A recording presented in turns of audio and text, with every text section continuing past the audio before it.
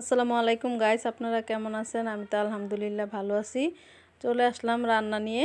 তো আজকে একদম সহজ ঝটপট রান্না করব।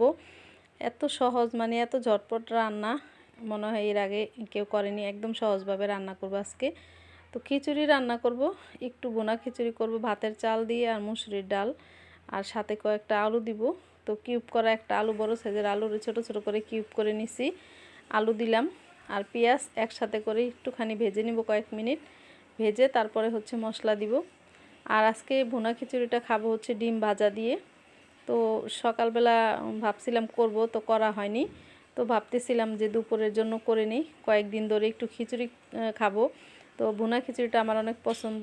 তো ভাবতেছিলাম যে মাংস করব না, আজকে ডিম ভাজা দিয়ে খিচুড়ি খেয়ে নিব। ডিম ভাজা দিয়ে খিচুড়ি খেতে ভালোই লাগে। তো এইখানে মশলা দিয়ে দিতেছি, 2 টুকরা দারচিনি, 2টা এলাচ আর একটা তেজপাতা ছিঁড়ে দিয়ে দিলাম। দিয়ে তারপরে পেঁয়াজ বাটা, আদা রসুন বাটা, একসাথে জিরা বাটা দিয়ে দিলাম। তো একসাথে করে বেটে নিছি। বেটে দিয়ে একটু পানি দিয়ে দিলাম। পানিটা দিয়ে এখন বাকি মশলাগুলো দিয়ে দিব। তো আলুটা দিলে খিচুড়িতে কিন্তু খেতে ভালোই লাগে। আর আমি যেহেতু একদম ছোট ছোট করে দিছি, আলুটা কিন্তু গলেনি, সিদ্ধ হয়েছে কিন্তু আস্তে আস্তে ছিল, খেতে ভালোই লাগছিল। তো মাংসর মশলা দিয়ে দিলাম একটু, এখানে জিরা গুঁড়া, ধনিয়া গুঁড়া, দারচিনি, এলাচি, লবঙ্গ, তেজপাতা, জয়ফল, জ্যোতিক সব কিছু একসাথে করে একটা মশলা বানিয়ে নিছি। তো সেই মশলাটা দিয়ে দিলাম। আর হলুদের গুঁড়া, মরিচের গুঁড়া, ধনিয়া গুঁড়া দিয়ে দিলাম। দিয়ে তারপরে হচ্ছে লবণ দিলাম। এখন হচ্ছে ভালোভাবে একটু কষিয়ে নিব মশলাটাকে। কষিয়ে তারপরে চালগুলো দিয়ে দিব। 4-5টা কাঁচামরিচ দিয়ে দিলাম সাথে। আপনি একটু ঝাল খেতে চাইলে আরও কিছুটা মরিচ দিতে পারেন বাড়িয়ে। তো আমি হচ্ছে ঝাল অত দিব না, তো সেজন্য এইভাবেই রান্না করলাম মরিচটা কম দিয়ে। তো এখন ডাল আর চালটাকে ধুয়ে নিছি। আমরা যে ভাতের চালটা খাই নাজিসের, তো সেই চালটাকেই দিয়ে দিছি। দিয়ে আর হচ্ছে মুসুরির ডাল দিছি। এখানে চাল দিছি হচ্ছে 1.5 কাপের মতো। 1.5 কাপ মানে যেই মগটা দিয়ে আমি হচ্ছে পানি মেপে নিছিলাম একটা মগ, তো সেটা দিয়ে হচ্ছে চালটা নিছি। তো 1.5 মগের মতো আর কি চাল নিছি একটা মগ দিয়ে মেপে। আর হচ্ছে ডাল নিছি হচ্ছে 1 কাপের মতো, 1.5 কাপের মতো ডাল দিছি, সরি। তো দিয়ে একসাথে করে ধুয়ে তারপরে হচ্ছে দিয়ে দিলাম। আর এখানে গরম পানিটা দিলাম আমি। পানিটাকে একটু গরম করে নিছি, যেহেতু ঠান্ডা ঠান্ডা ওয়েদার, সেজন্য একটু গরম পানি দিলে ভালো হয় বেশি সব থেকে। আর এখানে আমি 2 মগের মতো চাল ডাল মিলিয়ে হয়েছে। তো আমি এখানে দিয়ে দিছি হচ্ছে 4 মগের মতো পানি মেপে।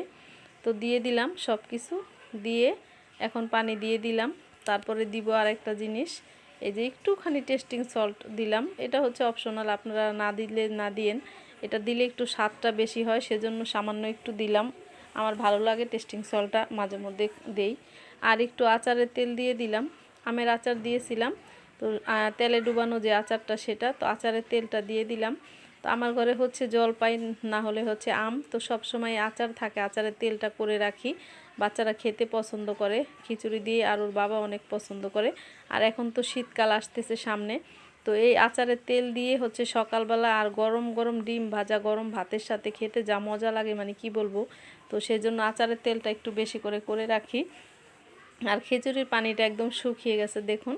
এখন হচ্ছে একটু লাড়া দিয়ে উপর নিচ করে দিলে সুন্দরভাবে হচ্ছে চাপা দিয়ে দিলে এভাবে করে তারপরে তাড়াতাড়ি হয়ে যাবে খিচুড়িটা। আর খুবই ঝরঝরা হয়েছিল খিচুড়িটা, একদম পানিটা একদম সুন্দরভাবে হয়েছিল মেপে দেওয়ার কারণে। তো আপনারা চাইলে কিন্তু পানিটা এইভাবে মেপে দিতে পারেন।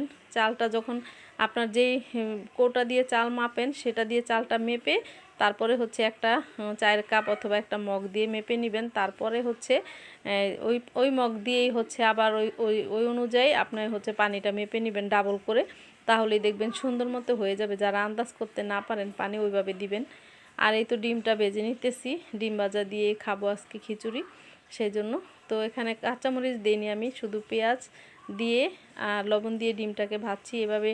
মানে কাঁচামরিচ আপনারা দিয়ে নেবেন, আমি দিলাম না, কারণ মরিচটা আলগা দিয়েছি সেজন্য এইভাবে মরিচ দিইনি। আমার মেয়ে যদি খায় তো সেই জন্য দিলাম না, ও তো ডিম ভাজায় মরিচ খায় না। তো যাই হোক, ডিমটাকে আমি সুন্দর করে উল্টে দিলাম এখন। তো উল্টে দেওয়ার কারণে কিন্তু ডিমটা অনেকটা ফুলে উঠছে দেখুন। আর এইভাবে করে ডিম ভাজা করলে কিন্তু খেতেও অনেক মজা হয়, ভালো লাগে। তো এই তো ডিম ভাজিটা হয়ে গেছে আমার, এখন আমি খাবো। একটা লেবু নিয়ে নিছি। তো ওরা হচ্ছে পরে খাবে বলছিল। তো আমি হচ্ছে খিচুড়ি খাওয়ার জন্য তো মনটা খুব আনচান আনচান করতেছিল, সেই জন্য রান্না করলাম।